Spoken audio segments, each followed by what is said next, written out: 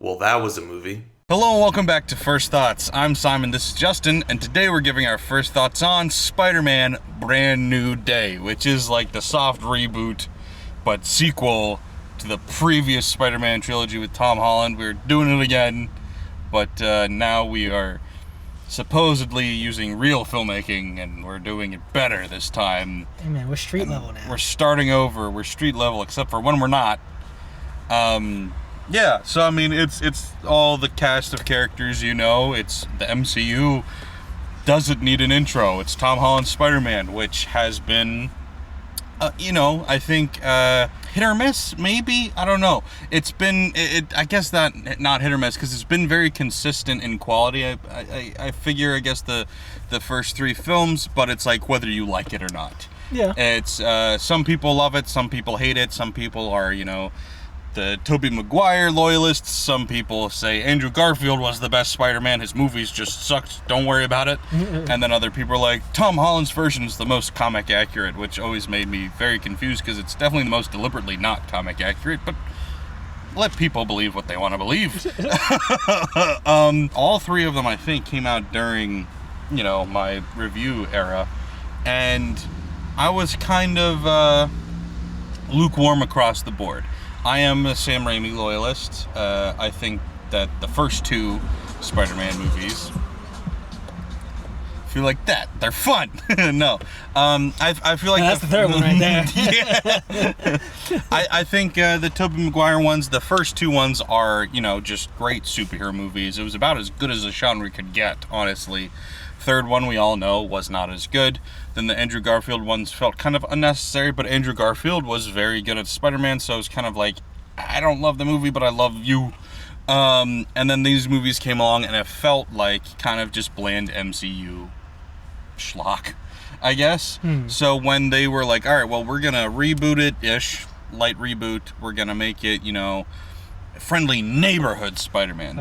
We're not interacting with the Avengers. The Avengers have nothing to do with this. Not at all. We're not going to have, the big space battles. We're not going to have crazy, over-the-top villains and all of these crazy amount of cast of characters. I was like, okay, No. sounds fun. We'll have them go against Scorpion and another guy or something. Yeah. Okay, sure. Oh, and we're going to do some comic booky stuff. Like, we're going to bring in some, lore from the comics where his Spider-Man powers start evolving and weird, wacky stuff happens. This all sounds interesting, and I'm interested now. I'm invested now.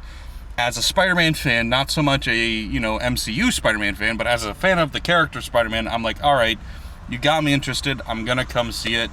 Yep. And so that was my outlook coming into this. What was your outlook, or were you just like, here's another MCU movie? Here's another MCU Spider-Man movie. I avoided the trailers like a plague. So outside of knowing that this was going to be friendly neighborhood and hearing that Punisher was going to be in it, which is definitely not a spoiler at this point. It was in the trailer. I know. That's how. I mean, I didn't watch the trailer, but I heard he was going to be in it. So Yeah. outside of that, I really didn't know what was going on. But I also was excited for Spider puberty on screen. But and excited to see character development, because okay, MJ and Ned are out of the picture now. What are we gonna do with this solo character? Yeah, sure. Who doesn't have this fallback plan? Sure, I definitely thought We're hinting at that they didn't do anything different. It's the same old. Yes. Does the camera work look better? Sure. Yep. Is the story taking more risks? Yes. A little bit. I guess. Are we more on the ground level? No. Are there less characters? No. Are there more complex, emotional, moments and stuff? Not really. This is one of those movies that, they put a filter on it and said, see, aren't we so much more interesting? We're real film. And it's it's going to trick the average audience into thinking, it's so much better. And it's it's more of the same. I mean, is it my favorite Tom Holland Spider-Man movie? Maybe. But it's not, astronomically different or better. Yeah. I wonder if common audience will feel any differently about this, because I didn't feel this was shot any. It's shot better. Worse. It is shot so. better. It didn't stand out so significantly to me, a person who doesn't know or pay attention to these things much. Yeah, but the fake film people, like the Twitter film people, are gonna be like, this is so much better. And I was like, I mean, yes, they did things more practically. There was less, green screen. There still was green screen, but I felt like there was more practical stuff involved. And the camera work looked like it was trying. I don't know who the director was. I didn't recognize the name. I don't know if he's done anything of note at all before. Let me check really quick. Destin Daniel Cretton. That's an unfortunate name. What a cretin. Oh, he directed Just Mercy. Oh, he directed Shang-Chi. Oh, okay. Which I've heard has good action in it. It did. Ironic. The action in this movie was pretty bad. I feel like there's reasons for that, but yeah. Just Mercy was an interesting movie. So he is a director, I guess, but he's not like... It's not like they brought in Sam Raimi to do, like, Doctor Strange. Like, we're not like, we're gonna give complete creative freedom to this, like, auteur. It's like, no, we're still doing the MCU. But it's like the MCU when they try, I guess, which... is better, but it's still not great. It does feel like they've tried harder than they have in a while with this one. Yeah. Which is not saying much, because again, as you pointed out, it doesn't feel very different from the Tom Holland movies outside of, hey, now we're street level. Even though that doesn't change anything, because he does interact with multiple Avengers. Yeah. He interacts with... MJ and Ned just as much as in the previous movies. Which I never for a split second thought he wouldn't. And I won't say what happened in this movie with that, but that they would interact through most of the film, I was positive on that one going in. Yeah. We'll avoid like severe details for spoilers, but what we will say is, I mean, you knew once the trailer came out, and maybe even before, that they weren't going to do anything that they said they were going to do. But they did not do anything that they promised that they were going to do originally that made everybody, myself included, excited for a new, different direction. This is just more of the same, just packaged slightly different. They attempt to lean in new, interesting directions and chicken out every time. Yeah. Every interesting decision they start to do, they go, oh, too much, too soon, and they back away, and it's like, yo, this was almost creative, and this is why I keep going back to the Sam Raimi Spider-Man movies remain the best, because you had a creative director attached to it that was going to do some interesting and out there things. Spider-Man 3, not a good movie, but you know what it was? It was original. Yeah. He was trying things. And, I mean, as bad as that movie is, you know how poignant it gets at times? Like, if you could trick yourself into thinking that movie's good if you just watched certain scenes. Like, if you just got, like, Harry Osborn's death scene, and you're like, man, okay. And then you see, like, this one part with Sandman, like, oh, okay, I get that. Or if you see, like, the scene where, Harry Osborn, I guess it's a couple of scenes, he's forgot, like, he hit his head, so he loses his memory. Yeah. And then there's multiple scenes in a row, and you're like, man, this is a good movie. It's just not consistent, and when it's bad, it's terrible. But it's like the good moments are still better than the average MCU film, and that movie's considered awful.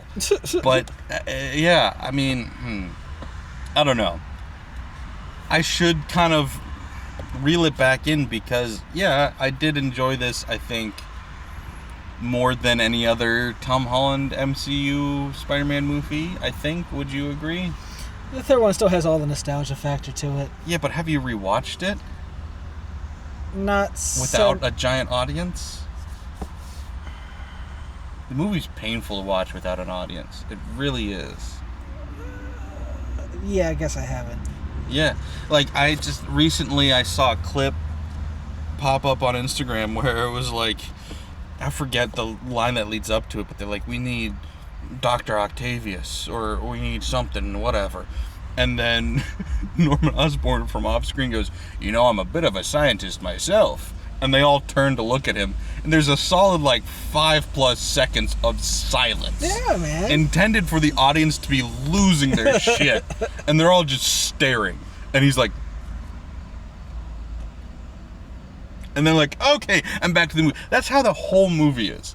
It's a terrible movie. It's just nostalgia, memes, and, like, I don't know, audience bait. Like, it's just doing all the things that they thought the audience wanted, which, yes, is that going to be a fun time?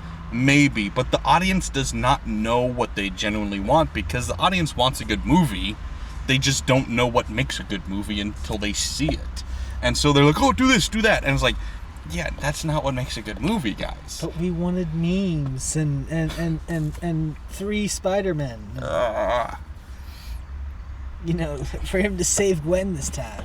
Which also is a terrible scene. I said that when I saw it, where I was like, I really wanted to like that moment because on paper it's great, but the execution of that scene is terrible. Because, like, so she starts falling. She's falling in slow motion for, like, a couple seconds. Tom Holland goes to get her, gets swiped away by Green Goblin. So then Andrew Garfield's like, I'll get her. And he dives after her. And instead of, like, dramatic tension building or whatever, they're like, and then he grabs her, they transform into CGI, they flip around, and they land in the... And it's just like, rewatch that scene. It's so poorly done. It's terrible. There's no emotion attached to it. It's disgusting to look at. But he nearly broke down afterwards. You know, he saved her this time. It's just not it's not a good movie. It's not. Yeah, and so I haven't really been a big fan of any of them. So when I say that this is the best one, I mean, that's not a high bar to get over. Because, I mean, the script is a mess. It felt like there's like a dozen different plots, and they couldn't decide what they wanted to do, so they just tried and started to do all of them, and then gave up on all of them at some point. Mm-mm. There's still fan service. It's not as blatant, but there's still fan service. That's just, ugh. It can't be a Spider-Man movie without the fan service. And ultimately, it just didn't do anything new or original or worth doing to me. It was just more of the same. It honestly, at times, felt like a crazy mashup of 1, 2, and 3 of the Sam Raimi movies. It's like, yeah. It's like, like all at the same time, it felt like Spider-Man was having all 3 of those journeys. Yeah, I got very, yeah. So, I mean, there was a lot of Venom, like, things from Spider-Man 3. I was like, okay, we're doing that. And there was a tiny bit of Spider-Man 2, but Spider-Man 2 is in every superhero movie anymore. Which, like, do I want to be the hero? I don't know. And it's like every superhero movie does that. I get it, but when you're Spider-Man doing that too, and then like, so blatantly at times. Yeah, so, I don't know, man. This movie was fine. It's the epitome of fine. But, like, I don't know. I liked so many ideas, but I didn't like really much of the execution on most of any of it. And then the good parts were fine, but it was never great. Yeah. I mean, I know there's other storylines for Spider-Man, and there's probably a few they need to start tackling, but... But that's the thing, they tried. They started and then stopped. I guess. Yeah. We need to steer away from the sort of, my powers are a little funky, and, I might not want to be Spider-Man anymore, and, hey, the people around me, it's dangerous for them to be around me. I get it. It's every movie with it now. Yeah. And there's got to be more than that. I did read a bit of Spider-Man when I was a kid, but not enough to remember every freaking storyline. And there's just got to be more than this. We just need more of what we honestly needed, was what they originally said and lied about that they were going to do, is we need to see him suffer. Like, that is the point of Spider-Man, is for him to be broke. Yeah. For him to be struggling. Right. For him to constantly have every temptation in the world to be the shitty guy. Right. And be strong enough to say no. Yep. And he doesn't have really much of any of that in this. Like, he's supposedly poor. We don't see any of that. Supposedly he's got a tiny apartment or whatever, but, like, He has everything in the world in there. Yeah. I don't want to get into spoilers quite yet, but there is a very specific comic plot line that nobody but Sam Raimi would be brave enough to adapt, and they pretended like they were going to, and then pussied out. And it's like, maybe, get Sam Raimi to do it. I know you can't. Sam Raimi would never do another Spider-Man movie. I don't know, he did Doctor Strange. Maybe he would. I don't know. But, like, he just wanted something different or original or worth making another Spider. Yeah. We've got so many. We've got 9 standalone Spider-Man movies. Yep. I mean, within our lifetime, there was some bullshit in Japan in the 90s or whatever. Listen, not counting that. Well, there'll be some other parodies in the future. We have had, in recent history, 9 standalone Spider-Man movies. Yep. We can't just keep doing the same thing. No. But we are. No, it's the first of the curse of the MCU and the curse of this being a movie. Because I agree with you, the whole suffering Spider-Man sort of thing makes a lot of sense, is, you know, comic accurate, and would probably be interesting for people to see for a little while. But that's a TV series. That's not a movie. No, They could do it. They don't want it to be a movie. There's gonna be 2 more. No, let it be they don't part of the arc. They don't want to do that. They don't want to have to ditch Zendaya for a few movies. Or she could have had her a in the cameo. They don't want cameos for her. Or we could have. They got so close. They that's what I'm saying. There was like 10 different plots at least in this, because they had Zendaya say 3 of them in the span of 5 minutes, where her reaction was this, then it was that, then it was that, and I'm like, just fucking pick a plot. Jesus Christ. I don't know, man. I thought for a second, I really thought maybe we'll like ditch MJ and we'll go down a Gwen Stacy route. And then through that, we'll bring in Spider-Gwen or something. And won't that be fun? And, like, maybe then we'll circle back to MJ eventually. But, like, for now, he gets sidetracked because he is trying to do the right thing. And also, Zendaya is so expensive. Let's get somebody cheaper in here or something. I don't know. Although, shout out to Zendaya, because now she's the highest grossing actress of the year or whatever. Good for her. Also, and she's going to be in Dune 3 when that comes up, so holy shit. Yep. Running the year. So much money. I don't know. I just wanted something, just a story worth telling. And this, every time, this is what it boils down to. Every time they tried to do something interesting, unique, or different, they pussied out. Every time. And so we just got another fill-in-the-blank MCU movie that didn't do anything different. Yeah. But hey, this time his friends don't have their memories. Ooh. The first 15 minutes of this movie were pretty good, because it was like what they said they were going to do, and then it just hard left into something else. Yeah. And then I was like, okay, I guess we can do this plot. And then they didn't do that plot. I went, okay, what the fuck are we doing then? Is it like a 6, I guess? Yeah, right around there. Yeah. It's going to be really popular among the 4 movies a year crowd. Yeah, I have a feeling my friends will walk out enjoying it, and I don't think it's going to be like their favorite at anything at any points, but... Well, no, because the 4 movie a year crowd, they're going to be like, what, Odyssey, Dune, this, yep. And what's the 4th one? Obsession. Yep. Yep. Those are definitely the only movies that came out this year, and definitely the best ones. That's how that works. Alright, we're getting into spoilers because we've been practically spoiling it anyway, so we're going to do that now. If you don't want anything spoiled, go watch it, except for you probably already did, because everybody in the world is at our theater right now. Yeah, it's the most packed we've ever seen this. By far. So, yeah, click away, go watch it, come back, and we'll talk about it then. But don't forget to like, share, follow, subscribe, and follow us on TikTok, because I actually posted there 3 times this week. Whoa. It happens. Sometimes. Alright, so spoilers. Okay, so the Man-Spider plotline that we teased and then just didn't fucking do. Do you know about that? Probably not.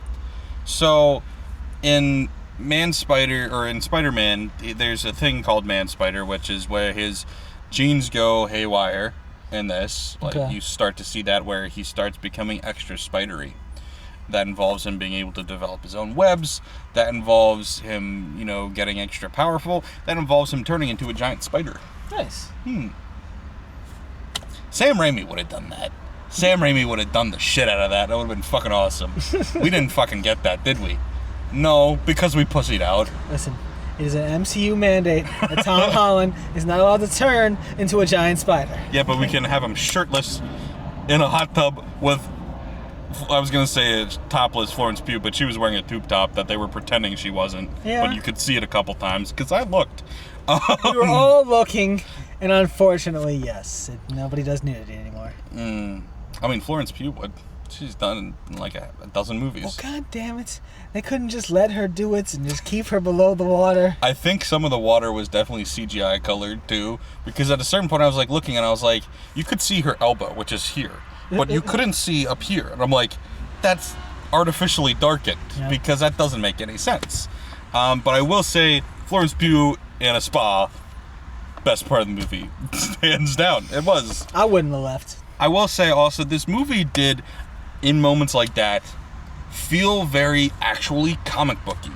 And so that's one thing I guess I can say, and maybe I should have said this in the non-spoiler section, this movie did feel more like a comic book movie than the other three did. Because the other three just feel like MCU schlock. This one felt like, oh, we're doing comic book stuff. Like having Spider-Man in a hot tub with his mask on, I was like, that feels like a comic book thing. Him having this, like, run-in with, like, the Punisher felt like, I mean, sure, you would see that in the MCU, but it felt, something about it felt more comic booky. If they had actually committed to the fucking man-spider thing, comic booky. So there was comic book-esque things about this that the MCU normally doesn't do, but they just didn't fully commit to the bit. Yeah. And I wanted more from it. Probably helps that everyone's memory is supposed to be erased. When they all knew him, it's like, can't really do any of the gags anymore. It's just like, you just can take off your mask. We know who you are. Yeah. Peter, Tony brought you. I just wanted MJ and Ned to not be important. And I knew they would be. I knew they would be too once the trailer came out. Before the trailer came out, I was just like, I didn't trust the MCU to be able to stay away, especially from Zendaya. Ned, maybe, but her, no. It also just didn't make any sense, any of the plot with them at all, because so they don't know who he is, but he's like stalking them, and then they're just like weirdly friendly to him all the time, and I'm like, I guess they're nerds, then they don't have friends, but they're throwing house parties and stuff. These are the most popular nerds ever. Right, but they're really friendly. Not sure. Okay. And so then when he accidentally reveals himself to MJ, she just goes through every option of like, how do you think, you put all the options of how will MJ react to this on a wheel and spin it. She just did all of them, didn't pick. So it's like, at first she's like, how dare you not tell me? You made that decision for me? And he's like, yes, I'm sorry. It's because I love you. And she's like, oh, well, I don't love you, so that's awkward. I need to go home. But listen, and it's like, oh, okay. And then it's like, oh, but you should come home with me. Huh? Okay. Oh, and you should meet Ned. You want to meet Ned? Oh, we can be friends. And I was like, what the fuck? Like, none of these reactions have anything to do with each other, and there's no logical storyline happening here. You're missing the midpoint where she was grateful for him having done all that for her, even though, for having protected her, even though she doesn't love him anymore. Yeah. She doesn't remember him anymore. Like, each reaction in of itself isn't bad. No. But doing all of them makes no fucking sense. Because you tell me, oh, she gets mad. I go, oh, okay, I didn't think about it that way, but sure, I could see that. Her being kind of, like, disturbed and put off by him, like, being like, I love you, I'm like, totally get that. Yeah. Her being like, oh, okay, let's be friends. It's a reach, but I get it. Like, if you're saying we knew each other, okay, let's try to be friends, I guess. Like, all of these in of themselves can be a plot, can be a storyline, but you can't fucking do all of them. You have to pick. You have to pick one. And they didn't. Ned wanted to meet Spider-Man. That's all that was, She just wanted to introduce Ned to Spider-Man, and they just so happened to be cool, playing games and shit. And he just so happened to remember how to do their secret handshake, even though he had every part of him erased from his memory, like they were in fucking Eternal Sunshine and the Spotless Mind. Yeah, no, that was funny, because that was hilarious, because before they had the scene where MJ confronts Peter before she actually starts to realize what's going on, and they give the most unbelievable. Well, you saved us like 6 or 7 times. He's like, did we know each other in the past? Or it's like, well, I have this. My head's kind of hurting. I feel like there's something I'm forgetting. Well, to be fair, that wasn't her. I know, but like they had that scene before, and yeah. I was really glad to find out in the end that they weren't serious about that, and it was the alien that I guess just can read, or it was Jean Grey. Yeah, it wasn't an alien. Yeah, I don't know what at first I kept thinking it was an alien, and then I don't remember if she was like in the trailer or anything, because I did not know she was in this movie. I knew they were coming into people knew Sadie Sink was going to be in it, and a lot of people had rumored it was going to be Jean Grey. Okay. But I didn't think she was going to be the villain of the movie. Yeah. And so at first, like, I had no idea who it was. I just thought it was like some sort of like I had no idea who was going to be. Creature that could jump through. Yeah. I knew. So my progression was, I was like, at first I was like, chameleon? Because somebody's pretending to be somebody. And then you see them jump. I'm like, not chameleon. Who the hell is this? And then at a certain point, Peter has been working on this thing that he's copying from the Hulk that can control and stop you from being your superpowered self, but in a certain way. Right. And then the Hulk goes like, anybody? That sounds like, you're trying to control something. I'm like, X-Men. Yep. We're going to bring in the X-Men. Yep. And then I went, so Xavier's doing this? And I'm like, is there some like evil version of Xavier? Like in, his sister in the Deadpool and Wolverine? I'm like, what are we doing? And then I went, fuck, I forgot. Sadie Sink. It's got to be Jean Grey. And so that was my progression. That makes sense. I did figure it out, but I was like, yeah, it did definitely, it wasn't on my radar for the first however long part of the movie. I got up to the collar once he said, it could be used on anybody. I'm like, the inhibitors.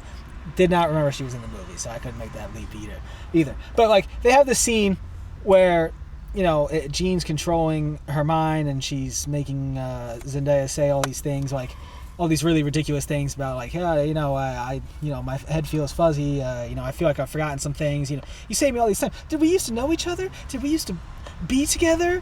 And it's faked out there, and that's good and all. And then they do it for real at the ending with the handshake. Yeah. We're such good friends that's my memory can survive whatever freaking Doctor Strange mysticism. So I think it's not supposed to be that he didn't have the memories erased. I think what they're trying to say is like, it's just muscle memory, so it's different. Like, he didn't remember Peter, but he knew that he was Peter because he introduced himself as Peter. And then he knew because it said earlier that Spider-Man is named Peter, and then he does a handshake, so he's like, wait, I didn't know you at some point. But it's like, it's weird to make that leap.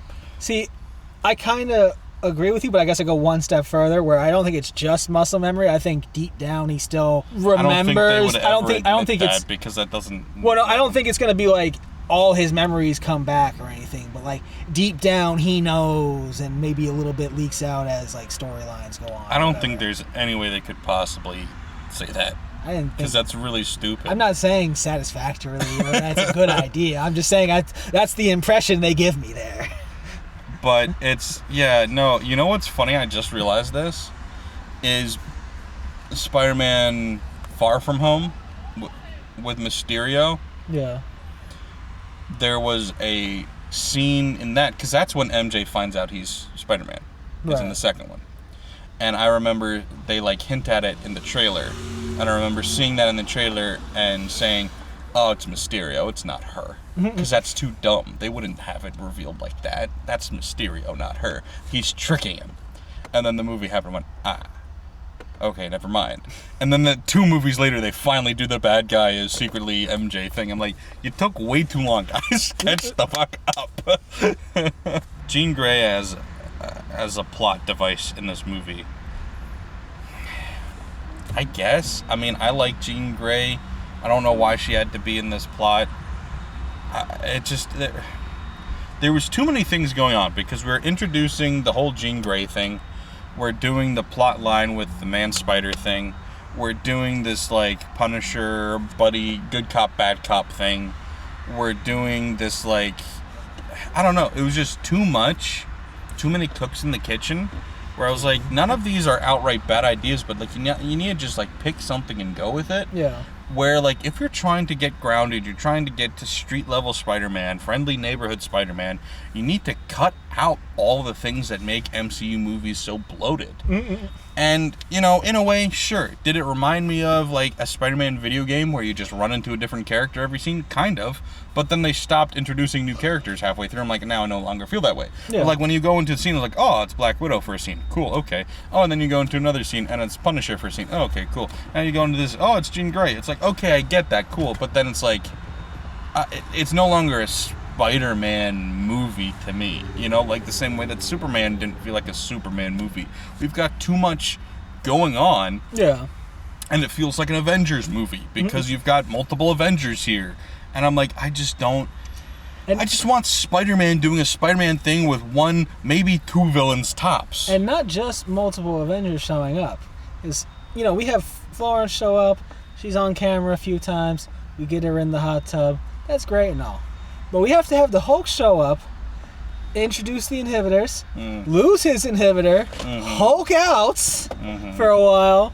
You know, we couldn't just leave him as Bruce. We had to have him Hulk out for a bit, cause some destruction. You know, but he did it in a single New York building. So is that, you know, it's so street level. They were literally 50 floors up. Yeah. It's not street level. It's New York street level. You know, it starts at floor 50. But it's like, with the whole Man-Spider thing, it's like, so he's struggling with this, he puts on the inhibitor, and it stops being a plot point for a good hour of the film, and then they finally bring it back at the very end just so he has extra powers, that he goes, I decided I am powerful enough to control it because MJ said you're not a bad guy. Huh? Listen, it's he's both. He's the aggressive spider puberty monster, and he's Peter. And when he's come to terms with himself, has aggressive hormonal problems. Yeah, when he's finally come to terms with his balls dropping, he's okay. You know, He's supposed to get extra hair. That's what's supposed to happen. But no, I don't know that storyline from the comics. I guess I never read that. Not really me either, because it's a stupid story. But it's just wild how it feels like the first movie, learning to use his powers now that he's getting new powers that he's having to figure out to control a bit. Did we do that in Homecoming? No, I mean Sam Raimi's. Oh, okay, sure. Yeah, you know, because Spider-Man. Yeah. Origin story. That's the stupid thing. That's why this sucks so much, is because we never had a Spider-Man origin story in this universe. And so now we're doing it, but it's too little too late, and then we're just heating up leftovers. And then powers of faulting and not potentially wanting to be Spider-Man at times in the second film. Spider-Man 2. And then turning evil and turning evil because they make him aggressive. Yeah. it's Spider-Man 3. It's just all of them together just rolled into this one. And not as good in any way. Because there's not really none of them are really the focus. We get past those scenes pretty quickly. Yeah, no, there's not enough. They don't spend enough time on anything in this for any emotional depth. Even, like I said, like, okay, so you, like, going back to the MJ thing, so you've got a scene, you know, where she finds the letter that he was going to give to her at the end of the last movie, but then decided he didn't want to give to her, so she finds it, though, in his things, because he leaves her alone, and she finds it, and her reaction is like, oh, okay, here we go, emotional moment of, like, how dare you lie to me, but we don't get to sit in that, because then she switches emotions, and so I'm like, I'm getting whiplash here, trying to, like, feel something, because it's Zendaya. I want to feel something. It's also Mary Jane. It's also the story. Like, I am such a sucker for the Phantom of the Opera storyline, where the guy realizes that he's the problem and so gives up his love for her as a final act of love is to leave her alone. I love that storyline. And it's used in this, sort of. Sort of. But it's Peter and MJ. Right. And we can't commit to it. No, that's the problem. They shouldn't have never tried. But, you know, I guess there's no other... How else were they going to reset him in the universe? That's another ripoff of Sam Raimi's, because at the end of Spider-Man 1, he goes like, I'm never talking to her again. Yep. And then Spider-Man 2, then he does it. But at least it kind of made sense in that movie. And it hadn't been done. Now it's been done. It also happened in the Andrew Garfield Spider-Man movies, but at least when he went back on his word, it led to her death, so there was some weight in the going back on your word. And he went, fuck, I'm a piece of shit. I mean, The Amazing Spider-Man 2 sucks. Objectively sucks. The worst. But Gwen dying is by far the best decision they could have done for that plot line. Yeah. And it's a really good idea. It's just the rest of the movie surrounding it that sucks. Just awful. Yeah. You know, the canceled Amazing Spider-Man 3 was him going to another universe and meeting Gwen there, who was going to be Spider-Gwen. Okay, that would have been interesting, Yeah. I kind of wish we got that movie, but it probably would have been terrible. But that was going to be Sony's first attempt at, like, the cross-universe shit that ended up getting dropped, and then the MCU was like, yoink. I don't know. I feel like... It's funny. I sat down, I was like, I've got so much to say. But then you start talking about it, and there's not a lot to say. Because it's kind of just... We're just running it back. It's like the Philadelphia Phillies. Where's the hat? Every year we say we're going to do something different, and then every year we do the same goddamn fucking thing. This is why I stopped watching the Phillies. Obviously not Spider-Man, because here I am. But it's like you just keep doing the same thing, and why do you expect a different result? I guess they don't, because every Spider-Man movie has done well, but as somebody who wants something new and original and good, it's frustrating to be like, yeah, and we're doing it again. Yeah. And we can't commit to any decisions. It's like, no more MJ. Actually, shoots back. Oh, well, we're going to do Man-Spider. Actually, nah, that's too weird and creepy. We don't want to do anything that could estrange any audience member at all. It's Tom Holland. The girl that's here just to see Zendaya, we need her back. The people that are here for, that little children that don't want to watch anything scary, we can't scare them with a mutant spider thing. And fucking Sam Raimi was like, yeah, but I'm going to recreate the Evil Dead at the beginning of my Doc Ock story, and he's going to kill some motherfuckers with chainsaws. That's what I'm saying. Sam Raimi knew how to make a fucking movie. I mean, even the Green Goblin, that movie gets a little scary at times if you're a kid. So it's like, we need to stop coddling people. Listen, today's children are weak, okay? That hard times, good times, soft times quote.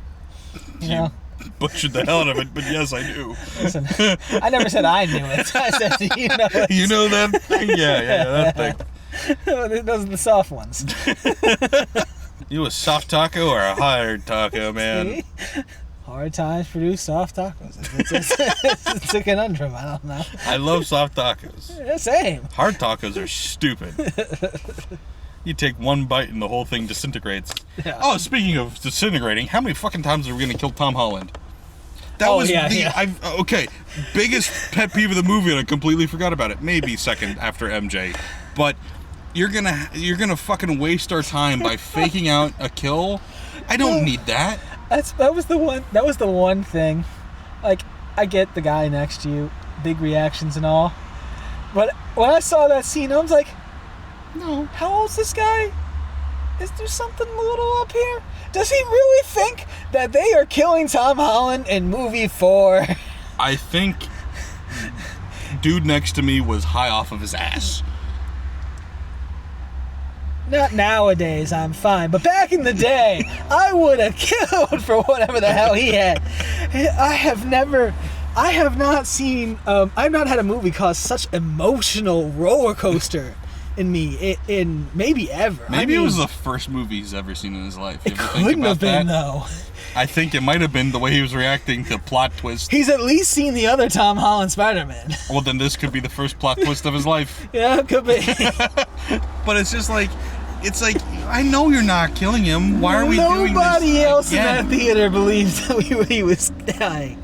It's the most ridiculous shit. And then I'm like, okay, so we're dragging this out. So I kept waiting for Professor X to show up because I'm like, we're leading into the X-Men, right? No, we don't. It did feel like it should have, at least with him. And so I was like waiting for him to show up. And because once again, by the way, cool moment there that they gloss over because you can't focus on anything for more than half a second. But so he gets shot saving Jean Grey in the dumbest way possible because whatever was wrong with just push the person so it misses both of you. He has to grab her and pirouette so it shoots him in the back. And hope it doesn't go through. Well, he's spider strong. That's what I was thinking. Fair. He was going to be like, he was going to realize he was bulletproof now because he's like extra spider now. I was like, oh, he's going to have an exoskeleton. Nope. Okay. So we're faking out him dying. And then Jean Grey keeps him alive overnight in the hospital by manually breathing for him, by possessing him and making him breathe. I'm like, that's actually a really cool thing. If maybe we had just focused on it, lingered on it for 2 seconds. But no, that's crazy. We need to show on our bus leaving down some random road in the woods. And then we cut back to him. We have a funny moment with, I will say, the Punisher was probably the best thing about the movie, even though they PG-13'd him. Best part about the movie. And then, but like, I'm like waiting for like, okay, he's gonna wake up in the hospital. This is for a reveal of some sort. We wrote in this stupid scene so we can show the Punisher. We've already seen him multiple times in this movie. It's just like, we didn't do anything worth doing with this. Yeah, I really thought it would be somebody, like some random reveal at the Professor side X. or something. No, just... And I was sitting there going, who are we casting as Professor X? Because it can't be Patrick Stewart. He's fucking retired. He's gonna die for the quadruple-teenth time in Avengers Doomsday. We're gonna have him die again, to die again. Yeah. And then it's like, well, they're not gonna bring back James McAvoy, although I think it'd be great because like now he's a little bit older. Now he could actually be a young Professor X. Wouldn't be bad. Put him in a wheelchair, shave his head, could be good. But I'm like, I don't think James McAvoy is coming back for this. And so I'm like, did they secretly cast somebody that we somehow didn't hear about? No, nope, Professor X. I'm like, fucking fuck. Can we talk about the fact that he like catches, because so they established that Jean Grey, before we know it's Jean Grey, she's hopping from person to person, and they established that her furthest distance she can go is like 30-some feet. So then he traps the version of her that she's possessed in a helicopter 60 feet off the ground, and like, haha, nobody's gonna be here. Okay, bye. I'm like, are you gonna interrogate him because he can't leave? Turns out she can leave because she can just peel back, but he doesn't know that. Yeah. But even if she did know that, you're just abandoning this poor dude in a helicopter 60 feet off the ground. But my entire thought that whole time when he left was, well, okay, you left him there, but they're going to get a rescue crew, and then they're going to get within 33 feet, and then bang, I'm out. Yeah. Nothing in this movie made sense. We are out of time, but that is what I'm going to say, is that nothing about this movie made sense. Was it entertaining? At times, it was. That's why we're giving it a positive rating, because that and Florence Pugh in a hot tub. Beyond that, it's really... It felt like a wind-up toy. It's like you're cranking it and you're watching it dance again and again and again. It's the same bullshit. Even fucking Mark Ruffalo sounded like he had a pull string. Every time they pulled the string, he was like, did I hurt anybody? Did I hurt anybody? It's like, no, Hulk, you're fine. It's like, Was it just me? You know, growing up, Ang Lee's Hulk movie impacted me so much that the Hulk temporarily was my favorite superhero. Wow. What they've done to this character in the past 15 years is so depressing. You didn't even see She-Hulk. Yeah, I don't want to. He had a little bit of cameos in there. They weren't great. I don't want to see it. It's not worth it. Yeah. Closing thoughts? Listen, if you're a Spider-Man fan, you gotta go see it. I mean, there's gonna be more. You gotta continue on with the franchise, but don't expect anything great, realistically. It's enjoyable enough, but certainly not anything new. If you are a fan of the MCU Spider-Man, if you're somebody who thinks MCU Spider-Man is the best Spider-Man, you're gonna love this movie. Yeah. Because it's the exact same shit. And it's for the 4 movie a year crowd. They're gonna think this is great. I haven't looked recently, but when I looked yesterday, I noticed that I think critics had it at a 65%, something like that, which seems fair-ish. Yeah.